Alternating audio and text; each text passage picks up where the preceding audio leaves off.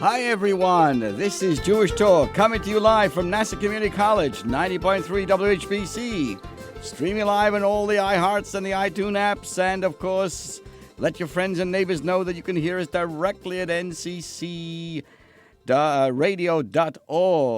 This program is later archived on Spreaker.com. So hi there, my name is Rabbi Perl. Good morning, good afternoon, good evening. And the reason why I say that, because you can hear us again at 11 p.m. and all the time online. So thank you so much for joining us here this morning. And we can continue our ongoing conversations and ideas and backgrounds. And we want to say hello.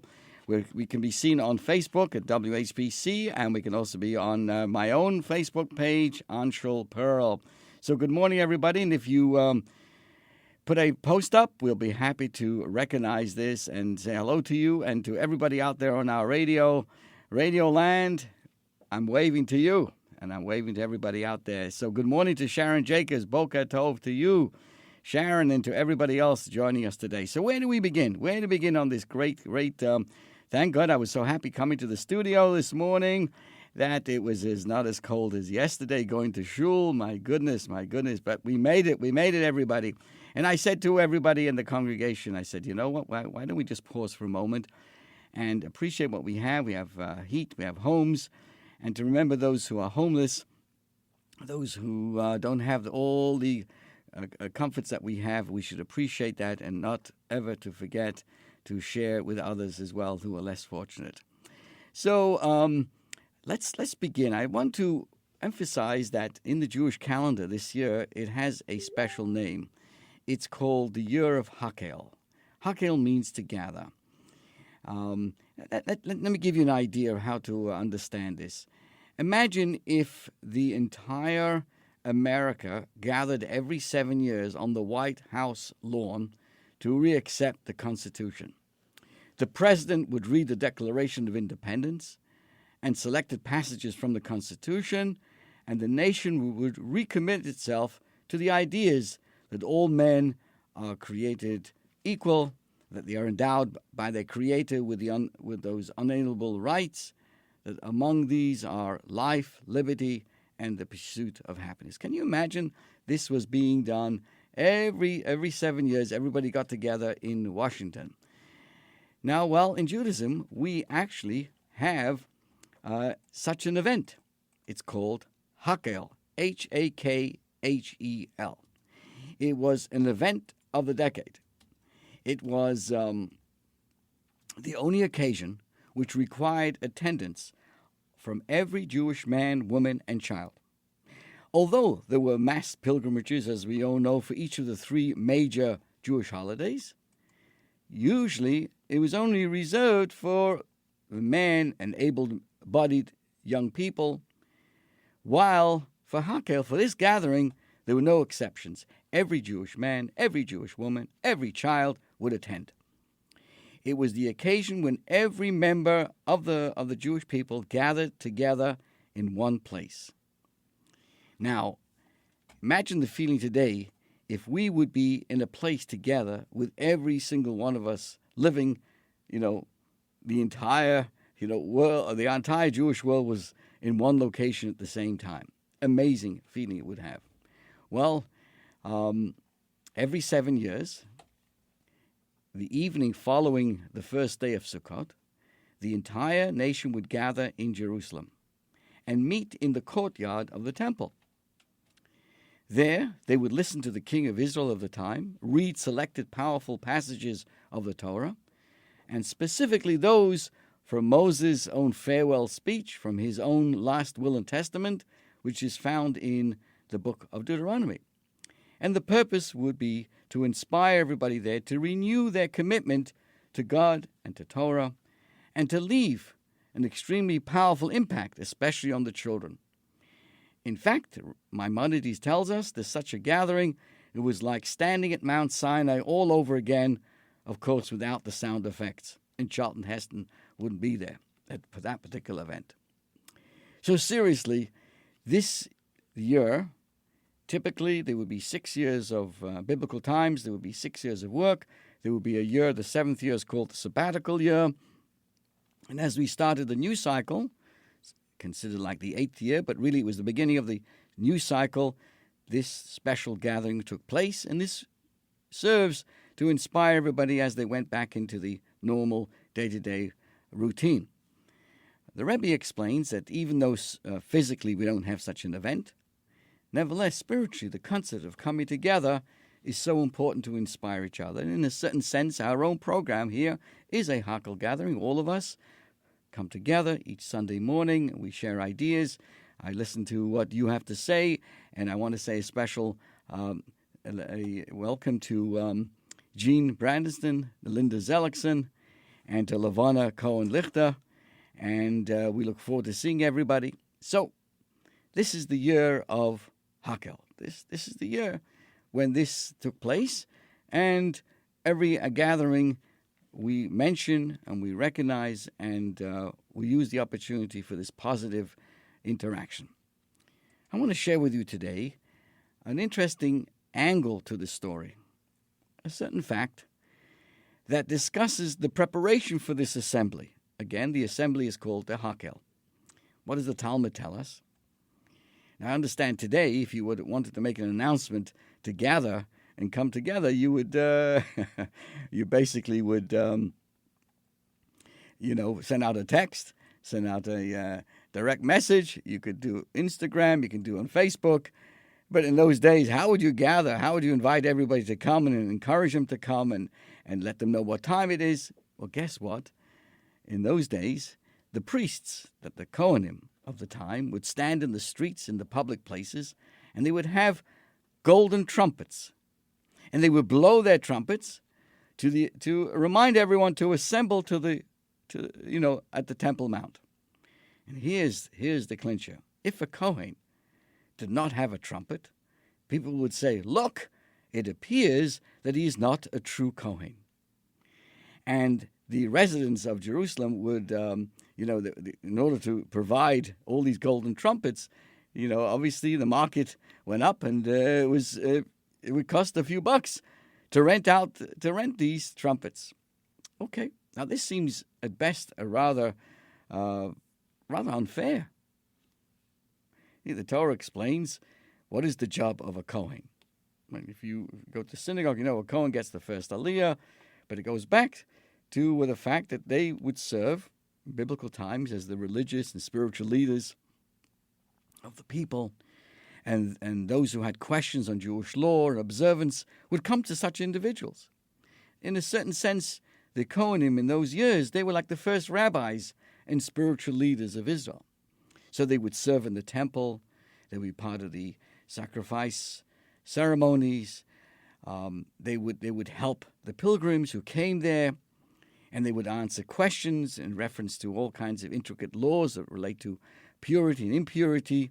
So theirs was a position of stature, of sanctity, of holiness. Yet, what am I sharing with you, dear friends? Here we say that in preparation for this Hakel, this big assembly, they would be required to leave the temple, rent trumpets, and roam the streets and public places, something that seemingly is way below their dignity and seemingly unrelated to all of their usual responsibilities. There was no explicit command for them to do this. This was done spontaneously and voluntarily. Yet, if a Kohen decided to stay inside the Holy Temple and stick to his daytime job, he was the one suspected of failing to do his duty, to the extent that people would say to him, hey, maybe you're not a Kohen. Can you imagine?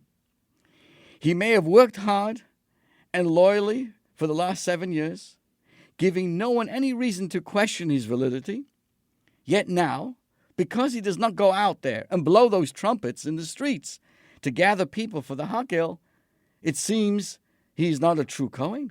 Does that make sense? So this is the question of the day. And of course, I share this with you because it has a personal impact on how you and me, both of us, all of us, see of each other. You know the joke. A guy comes to the rabbi and he says, Rabbi, I want to become a Kohen. The rabbi says, I'm really sorry, but there's no way I can just make you a Cohen. The guy says, Rabbi, you don't understand. This means a tremendous amount to me. I'll pay you $10,000 if you just make me a Cohen. The rabbi says, sorry, I can't do it. 20,000, he ups it. Nope.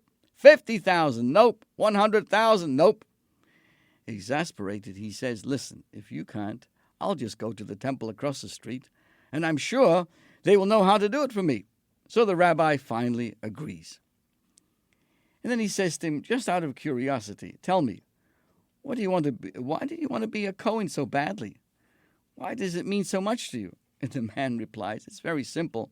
My grandfather was a Cohen, my father was a Cohen, and so I really wanted to be a Cohen.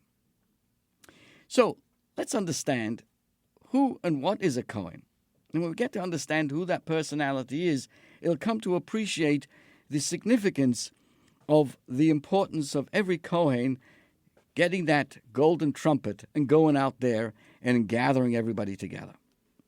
A Kohen is a paternal descendant of Aaron, the high priest of Israel, who came from the tribe of Levi. Don't mix that up with the Levi's genes or the Levi stores. Judaism confers special holiness on this Kohen. For example, we call the Kohen first to the Torah. He gets the first Aliyah. We get blessed by the Kohanim. We always give the first honor to a Kohen. You know, so again, why did Levi merit this priesthood? Why from the original Levi, all these priesthood individuals come? Why was his family chosen for this unique status of holiness? Why he? Why not members of other tribes? Now, if you look at the history of Levi in the Torah, you'll find two courageous stories about him. Yet both of them still don't explain the secret of this Kohen position. The first I share with you, in a moment of moral frenzy created by the golden calf, which is the famous golden calf event, there was one tribe of Israel who did not get caught up in this spectacle, in this event, did not participate in the sin of the golden calf, and that was the entire tribe of Levi. However, so one could think that this is, do you know why they merit to have such descendants as a Kohanim, etc., is because they didn't participate. However, this cannot entirely explain the origin of their chosenness, because long before this event, already in Egypt, we find that Levi was not enslaved. That tribe and all the members of that tribe, they were not enslaved, because even Pharaoh recognized their virtue and exonerated them from the slave labor. And that explains how Moses and Aaron were able to go and come and go as they pleased to Pharaoh's palace. Why? Because they were from the tribe of Levi and did not have to work. So that doesn't quite gel and explain to us why Levi is so special. Another suggestion may be, do you remember Levi? Actually, he was 13 years old. Together with his brother Shimon, they avenged their sister Dinah, who had been violated. And we all know the story when they took care of the city of Shechem.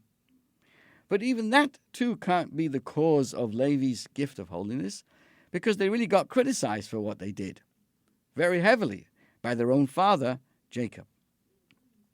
So again, our question is still on the table. Why is the tribe of Levi chosen for special status? Why was the gift of sanctity conferred upon Levi and his descendants for thousands of years? Why did he deserve that? So if you're a Kohen, let me know. You can put up a post on our Facebook and let me know you're a Kohen. But did you ever think about it? Why your family, all the way back for thousands of generations, have this status? Why would this be? I will share with you. There's only one other story that we know about Levi that has to do with the first moment of his life. And we must assume that this is the secret behind his unique sacred status in Jewish history. If you recall, Jacob loved Rachel, but he was tricked by his father-in-law, Laban, into first marrying Leah. Leah felt neglected and unloved. As a matter of fact, she immortalized her feelings by naming her first son Reuven. Her first son, right, the first of the tribes, called Reuven. What does Reuven mean? Which means God saw my suffering. Her second son, Shimon. Why did she name that son Shimon? Because God heard that I was unloved. So her first two children reflect her status of neglect, of suffering, of being unloved. But then she gave birth to Levi, the third child. And suddenly we notice a shift in the relationship. It's communicated very subtly via the name she chose for that third child, Levi. Why did she name him Levi? Because the word Levi means attachment. As Leah says, now my husband will be attached to me. Apam Yelov Elai. Levi's birth introduced a new energy into the marriage of Jacob and Leah. It brought the couple together, and it healed Leah's broken heart. Leah never again expressed any resentment in that marriage. Somehow, little Levi was born with a unique gift. His very presence brought people together. His birth managed to eliminate the rift between Jacob and Leah. This then is the reason why he and his family for thousands of years since were given the gift of holiness.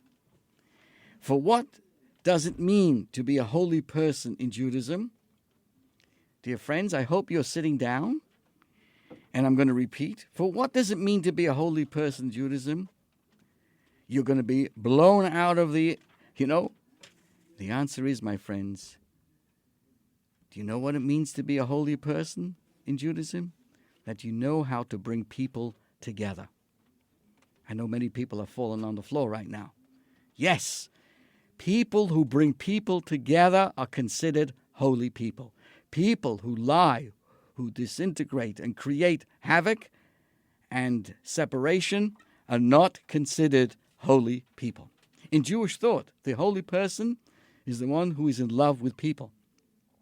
The holier you are, the more love you have in your heart for humanity. Judaism, let me just see if anybody as a Cohen has posted themselves on our Facebook. I don't see anybody at this point. Okay, all right.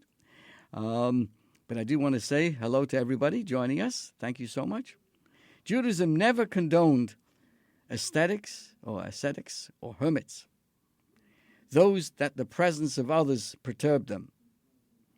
Our greatest leaders never were found meditating in the mountains of India, but rather in the heart of the people. The simplicity of people they interacted with did not compromise their holiness. On the contrary, their holiness drove them to interact with even the simplest of persons. The Baal Shem Tov was a teacher of children. The Lubavitcher Rebbe, who never had a second to spare from his own study and spiritual pursuits, spent countless hours distributing dollar bills to encourage charity. He gave so much of his time to everybody. So again, to be holy means to be in touch with your soul. And in the realm of souls, the borders which divide us break down. All souls, sparks of God, are one. So the more you're in touch with your soul, the more loving you become. So the aura of holiness was conferred upon Levi because from the moment of his birth, he kindled the flames of love between Jacob and Leah. I want to share with you this idea again from a story told by Rabbi Manis Friedman.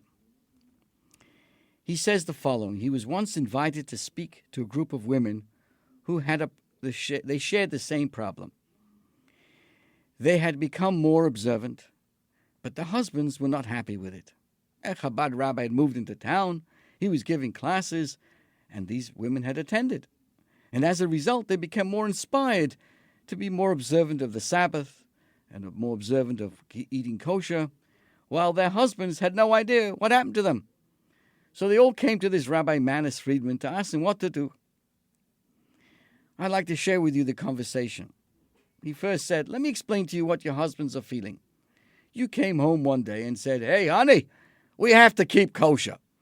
From now on, we're going to keep Shabbos. Why did that bother him? Do you think he minds that you don't want to use your credit card at the mall on Saturday anymore? No, the problem was you said, we have to. You're starting to lay down the law, a new law. Well, that challenges his sense of authority, his being the boss in his own home. Hey, that's what's bothering him. All the women nodded in agreement. Then the rabbi said, but that's not what is really bothering him. What's really bothering him that you're coming home from a Jewish class, all excited and passionate.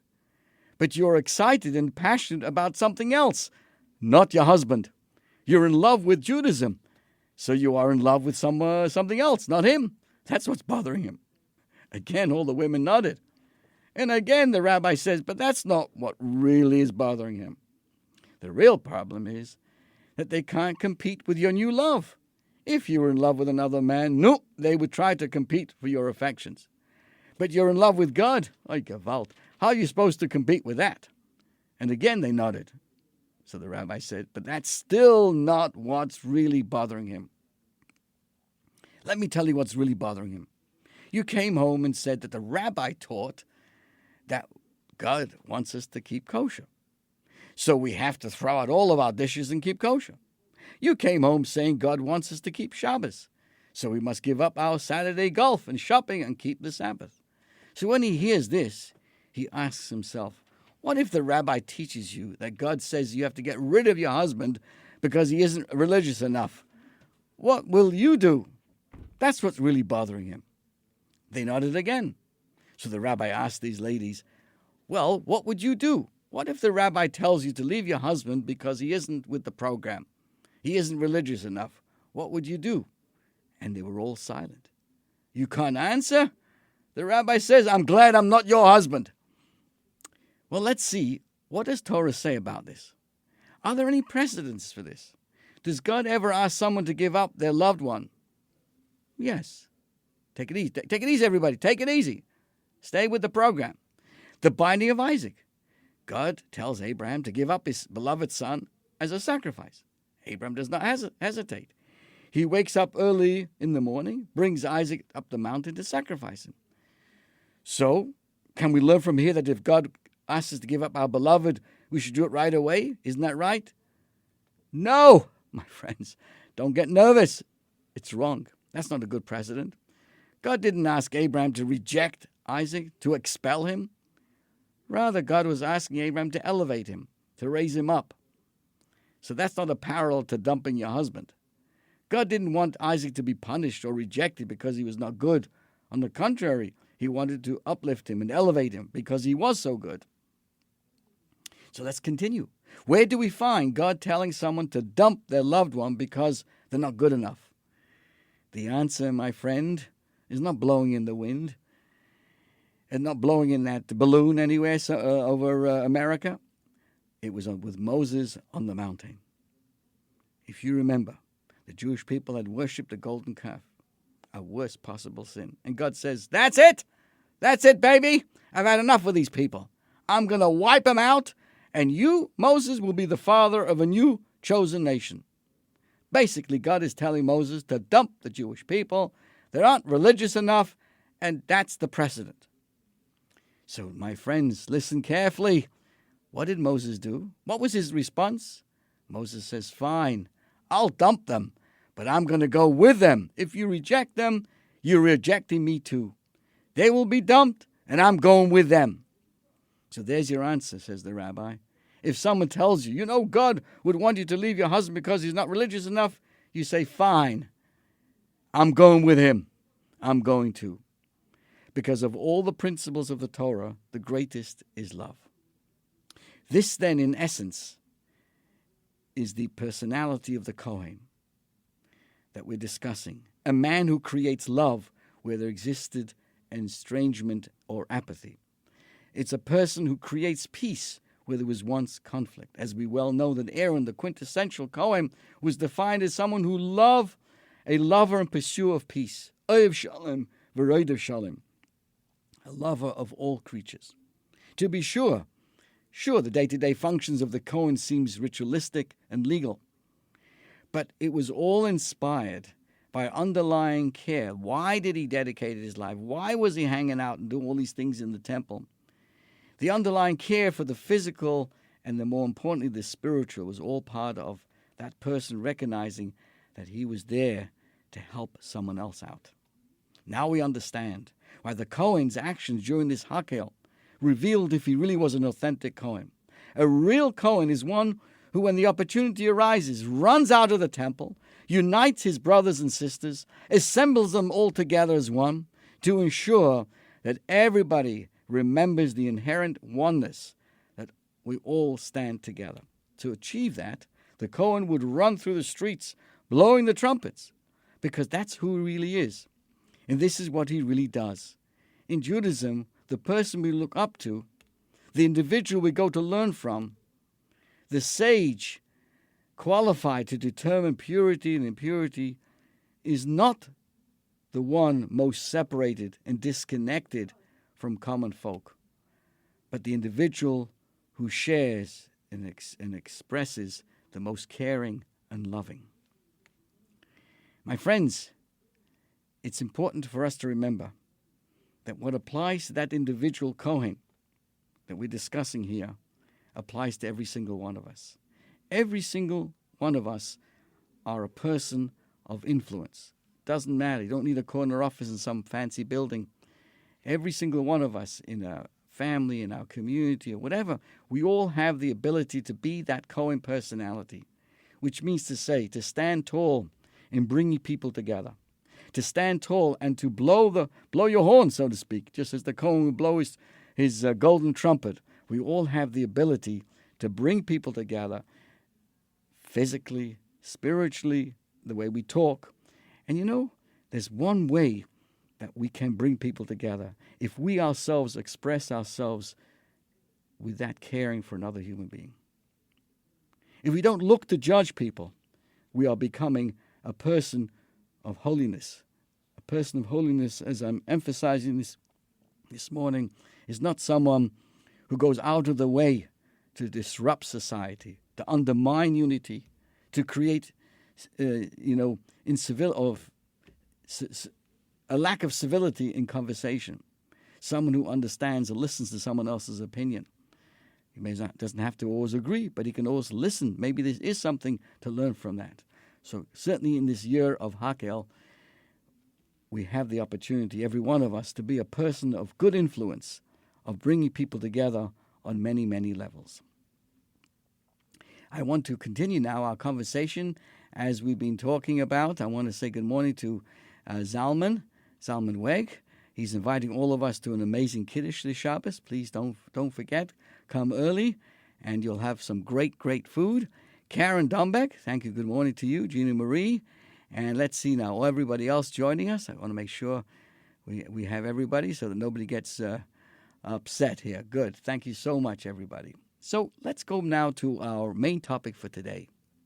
We've been discussing God. I hope you've all been enjoying the conversation so far. So we've been presenting a series of questions, each one addressing a different part of our relationship with God.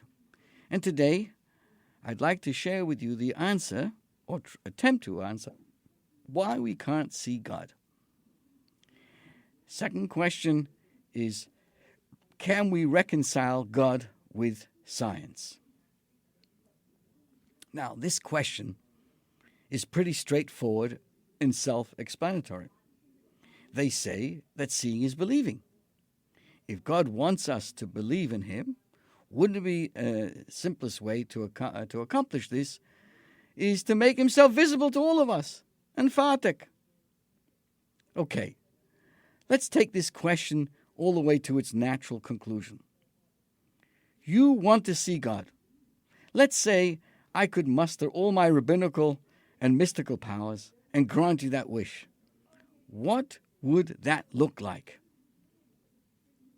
On a basic level, the reason we can't see God is because He doesn't have a body.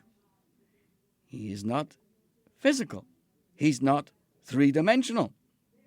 This is how the Rambam, Maimonides, articulates this idea and in his listing of the primary principles of Jewish faith. And he says, and I quote, "The third principle is the negation of God possessing corporeality. We believe that the one God of whom we speak is neither a body nor a bodily faculty. All activities that transpire with a body, such as motion, rest, lodging, do not relate to him, neither in his essence nor in his doings." So put it simply, there are many things that cannot be sensed by even ourselves, our own human eyes. Anything that isn't physical and three-dimensional. So, for example, we can't see smells, we can't see sounds, we can't see anger or mathematical theories. So the notion of seeing God is nonsensical. There's nothing for the physical eye to see. It is senseless to presume that God can be sensed with physical senses. Interestingly, if we did see God with our eyes, we'd immediately know that that's not him.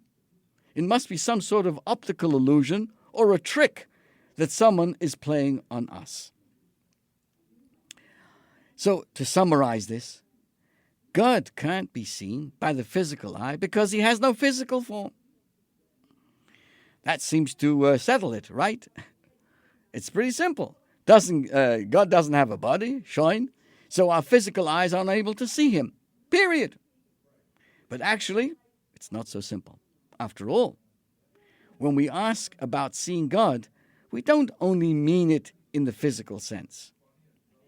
You know, this definition of seeing, you can see by the eye, or you can perceive or detect it as if by sight.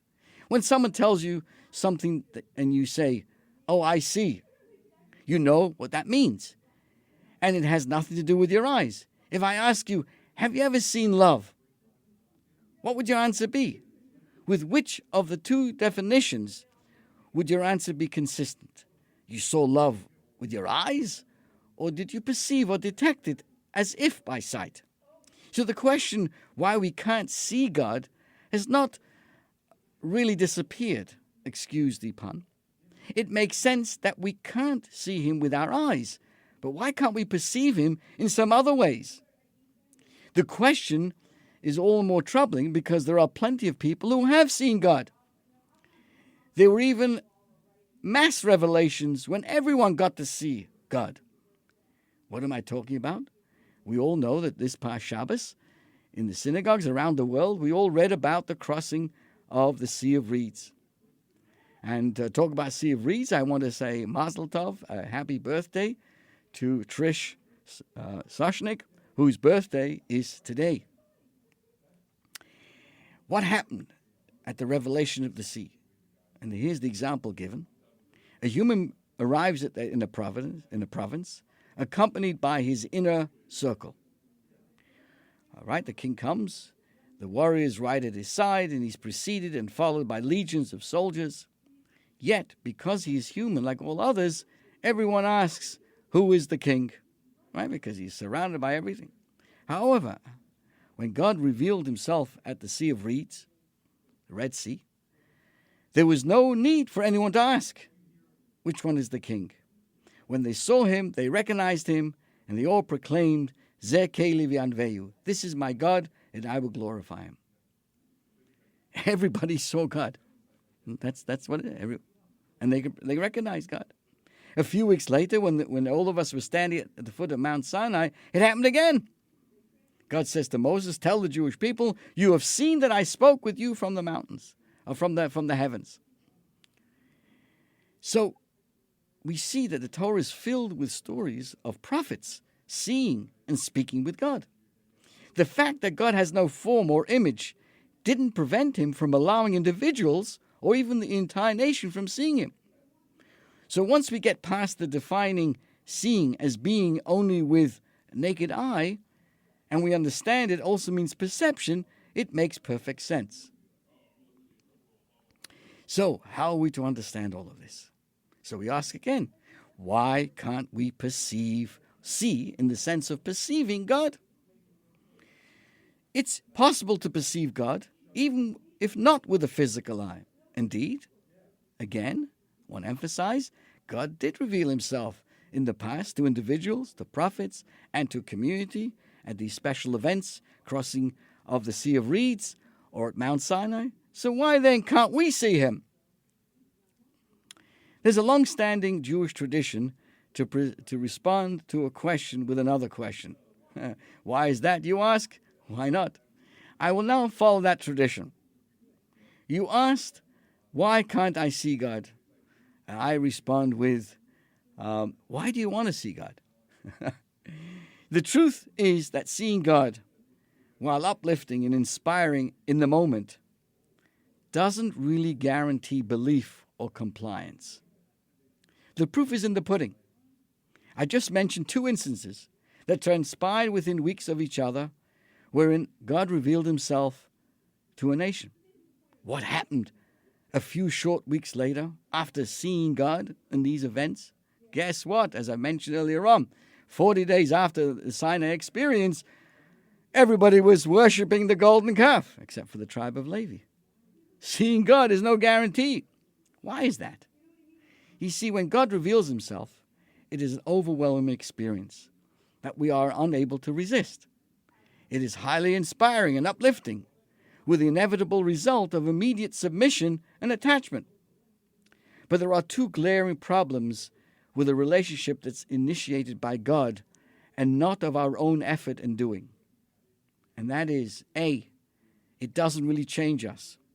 And as a result, it doesn't have a lasting effect. It's like the sun brilliantly shining through the large windows in your living room, making the room radiant and bright. But the room isn't innately illuminated and bright. Comes sunset, the room descends back into its natural state of darkness. Real change only happens when it is triggered from within. It reminds me of the Dalai Lama, who's in Central Park, and it's a very hot day, and he wants to have some ice cream. So he goes over to the vendor, and he buys himself an ice cream. Now the ice cream is like $4. The Dalai Lama gives him a $10 bill.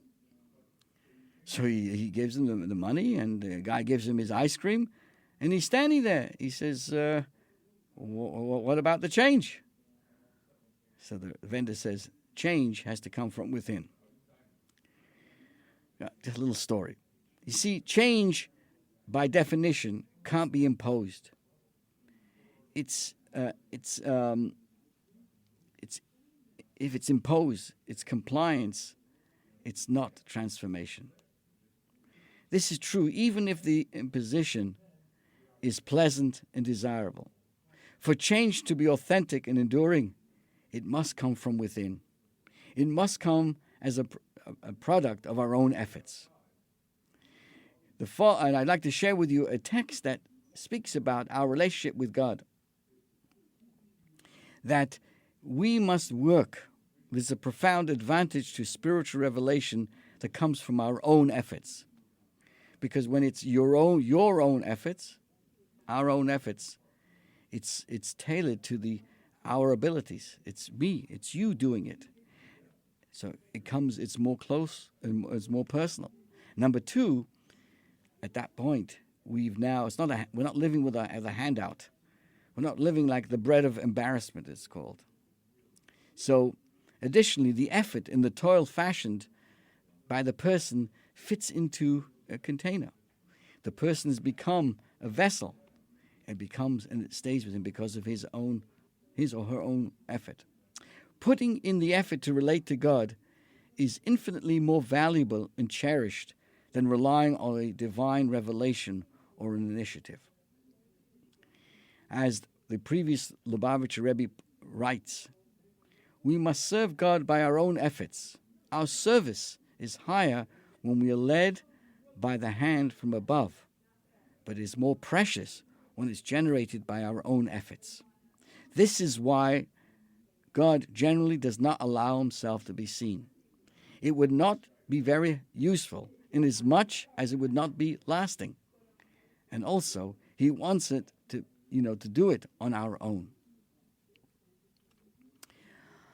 At this, let's go back to our original question. Let's put the original question in reverse. If God's revelation doesn't inspire lasting belief, and God really seeks transformation rather than imposition, why did he ever reveal himself? Why were there events where he did? Speaking to a prophet, revelations at Mount Sinai. What was the point to reveal himself at Sinai, for example? The answer is that God gave us a head start.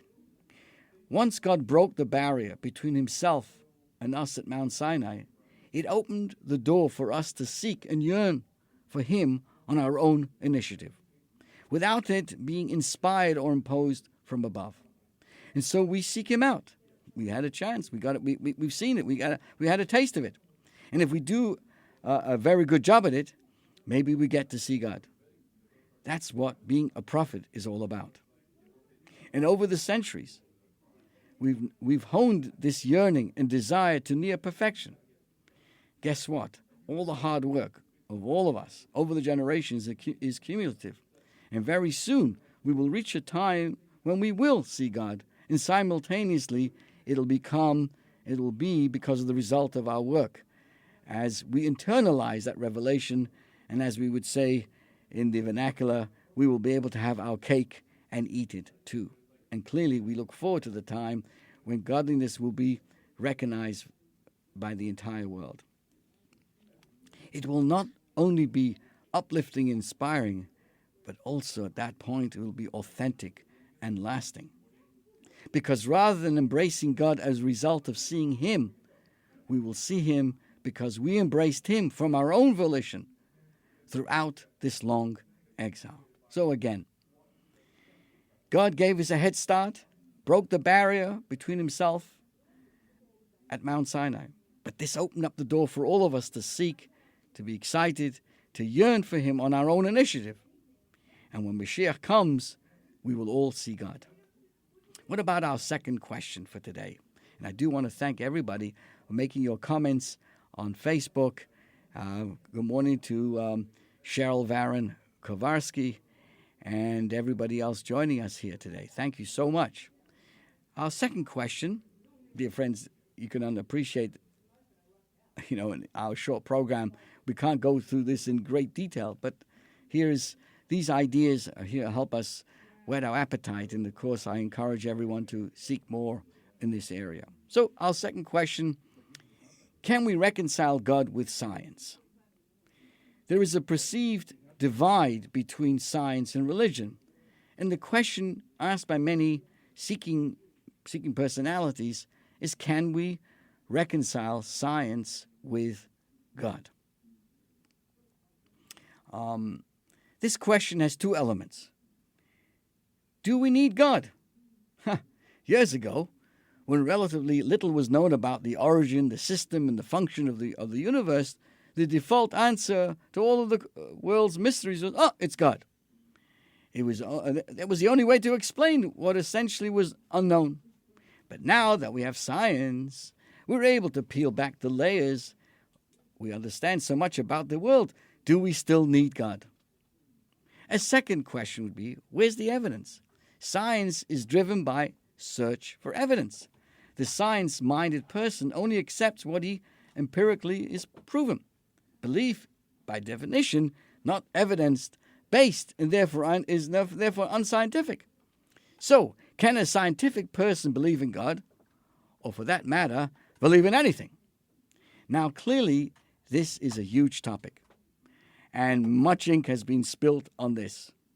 I would say I would need maybe the entire day to discuss this, but Kim is only giving me up until 9, and that's it, and I get the shaft. But in the limited time that we have available, considering this, let's try to give some basic pointers on this question. Let us start with the first question that we asked. Do we need God today, now that we understand so much more about the universe? The main idea is that even if we discovered and understood everything about the universe, we would still need God. This is because science and God are never in conflict. They are on two separate tracks.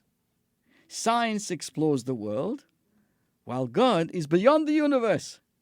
Science explains what it is, and God explains why it is. This is a very, very important idea to keep in mind. The scientist needs God even in the smallest percent of the universe that science does not understand, because science only explains physical phenomena that are observable and measurable by our instruments. God provides moral values, meaning, and purpose. So this leads us to our response for the second question. Where's the evidence for God's existence? Seemingly, for a science-minded person, the only way to be certain that something exists if it can be verified or falsified. If not, it doesn't exist, or at best, it's irrelevant. So can a scientist be a believer? For many, the answer is no. Therefore, we have a plethora of atheist scientists, right? I'm sure you remember Richard Dawkins, a self-avowed atheist, a scientist. He famously wrote, "Science is based upon verifiable evidence. Religious faith not only lacks evidence, its independence from evidence is its pride and joy, shouted from the rooftops." No shine. But for those who choose to believe, fear not. Belief in God does not make you a bad scientist or some sort of a weak rationalist. The lack of evidence is not problematic because, as we just said, God and science are on two different completely tracks. One requires scientific tools, and the other requires a soul, a heart, and a mind, among other things. Dr. Francis Collins, who oversaw the International Human Genome Project, puts it this way. Again, I quote from him in his book called Francis Collins, The Language of God. "In my view, there is no conflict on being a rigorous scientist and a person who believes in God, who takes a personal interest in each and every one of us. Science, the domain is to explore nature. God's domain is in the spiritual world, a realm not possible to explore with the tools and the language of science. It must be examined with your heart, with your mind, with your soul, and the mind must find a way to embrace both realms." So the God of the Bible is also the God of the genome. He can be worshipped in the cathedral or in the laboratory. His creation is majestic, awesome, intricate, and beautiful, and it cannot be at war with itself. Only we humans can start such battles, and only we can end them. In somewhat different words, I would say the following. Science is the study of the physics, also known as the laws of nature. But God created those very laws.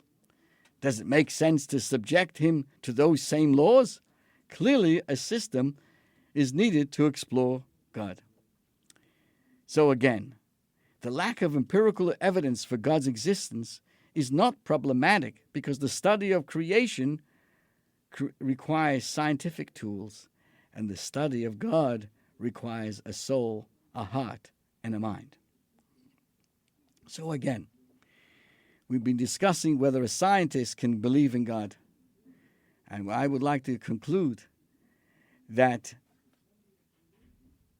how a believer's faith is enhanced by science. When we observe the awesome beauty, precision, and the magnitude of this world of his creation, guess what? Our relationship with the Creator is enhanced. Recognize what's more.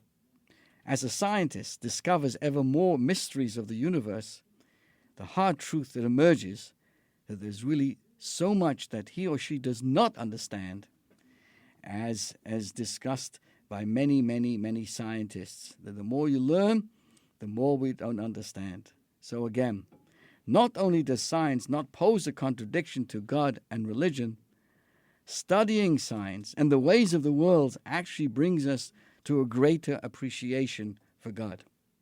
And in fact, every single day in our morning services, during the weekdays, on the Sabbath, on the high holidays, we have Psukkah de Zimra. These are psalm after psalm from King David that speaks to us of the importance of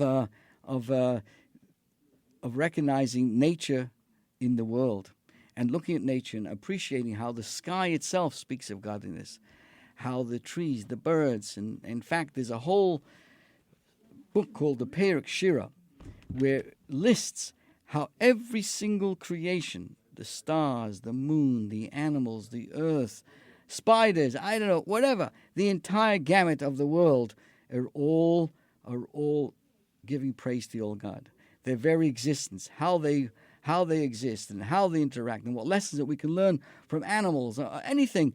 All this, the more you look at the world, the more godliness and the more God that we all see.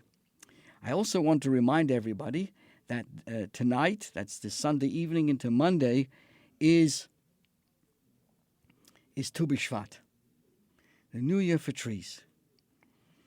Even though we have so much in our lives we can be more in common with animals than trees, right? We move, animals move, animals have attraction, they have feelings, human beings have that.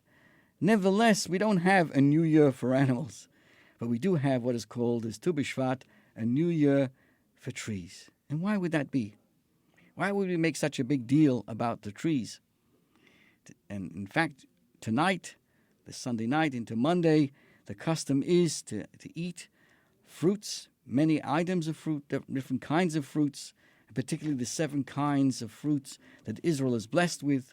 That's wheat and barley and grapes, figs and pomegranates, dates and olives, or olives and dates in the right order. Why would that be?